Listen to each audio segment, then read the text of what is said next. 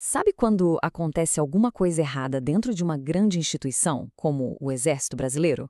O que acontece depois? Pois é, hoje a gente vai mergulhar num processo chamado sindicância, que é basicamente a investigação interna deles para apurar os fatos e garantir a disciplina.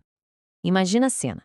Acontece um incidente, pode ser um acidente, uma acusação de má conduta, e imediatamente surgem as perguntas. E agora? Como é que se descobre a verdade? Quem é o responsável? Bem, no Exército, a resposta para isso tem um nome: sindicância. É o procedimento oficial, tudo por escrito, para investigar os fatos, esclarecer o que aconteceu e, se for o caso, definir responsabilidades. É o jeito formal de ir atrás da verdade. Para a gente entender direitinho como isso funciona, vamos seguir um roteiro. Primeiro, como uma investigação nasce. Depois, quem são as peças-chave nesse tabuleiro? A gente vai ver o passo a passo da investigação, os dois tipos de processo que existem, os prazos e, claro, os direitos de defesa. E, por fim, como tudo termina. Então, vamos lá. Começando pelo começo. Como é que uma sindicância é oficialmente aberta? Olha, não é nada informal, tipo uma conversa de corredor. Tudo começa com um documento oficial, um ato administrativo, chamado portaria. Essa ordem é publicada no boletim interno da unidade militar e é ela que dá o pontapé inicial em todo o processo. Certo, a investigação começou. Mas quem são as pessoas envolvidas nisso? Vamos entender os papéis de cada um. Primeiro, a figura central da investigação, o sindicante. Ele é o investigador, a pessoa encarregada de apurar tudo. E aqui tem um detalhe muito importante, que está lá no artigo 7º.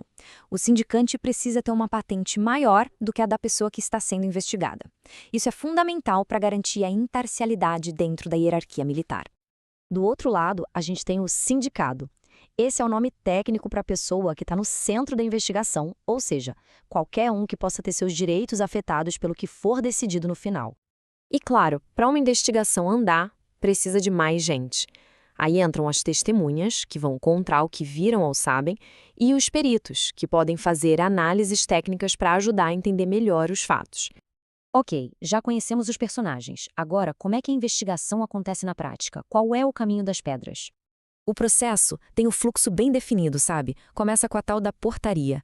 Aí, o sindicado é notificado oficialmente. Depois, o sindicante começa a juntar as provas, ouvir os depoimentos, tanto das testemunhas quanto do próprio sindicado. No final, o investigado apresenta sua defesa final e o investigador junta tudo isso num relatório conclusivo. Mas olha que interessante. Nem toda investigação é igual. O processo pode seguir por dois caminhos diferentes. Existem o rito ordinário e o rito sumário. Pensa assim, o ordinário é o procedimento padrão, mais completo, para casos complexos que precisam de uma investigação bem a fundo. Já o sumário é tipo uma via rápida.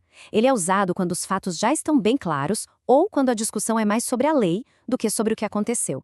É uma forma de equilibrar a necessidade de apurar com a agilidade do processo. Agora, a gente chega num ponto que é, sem dúvida, um dos mais importantes: os prazos e os direitos de defesa. É isso que garante que o processo seja não só rigoroso, mas também justo. A investigação não pode durar para sempre. Existe um relógio correndo. O artigo 30 diz que o prazo inicial para concluir a sindicância é de 30 dias. Se o caso for complexo, esse prazo pode ser esticado por mais 20 dias. E aqui está o coração de tudo: a base legal que sustenta a justiça do processo. O artigo 35 é muito claro. A sindicância tem que seguir os princípios do contraditório e da ampla defesa. Basicamente, essa é a garantia de que o jogo vai ser justo. Tá, mas contraditório e ampla defesa, o que é isso no dia a dia? É bem simples. Significa que a pessoa que está sendo investigada tem o direito total e garantido de se defender. Ela não é só um alvo passivo da investigação. E esse direito de defesa não é só uma frase bonita, não. Ele se traduz em ações concretas. O sindicato pode acompanhar tudo de perto, apresentar suas defesas, chamar suas próprias testemunhas, pedir perícias e, o mais importante, ele pode ter acesso a todo o processo e ser acompanhado por um advogado a qualquer momento. Bom, depois de tudo isso, chegamos na reta final. Como é que essa história toda termina? O grande momento é a entrega do relatório final pelo sindicante.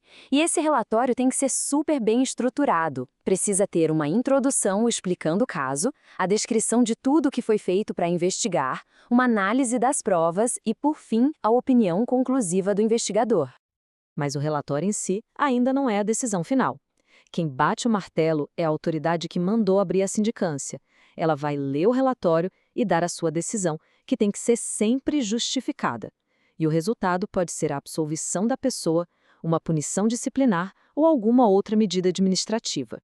E isso tudo deixa a gente com uma reflexão, né? De que forma um procedimento formal, como a sindicância, mostra o esforço de uma instituição para equilibrar duas coisas tão importantes: a necessidade de cobrar responsabilidades e o compromisso com a justiça.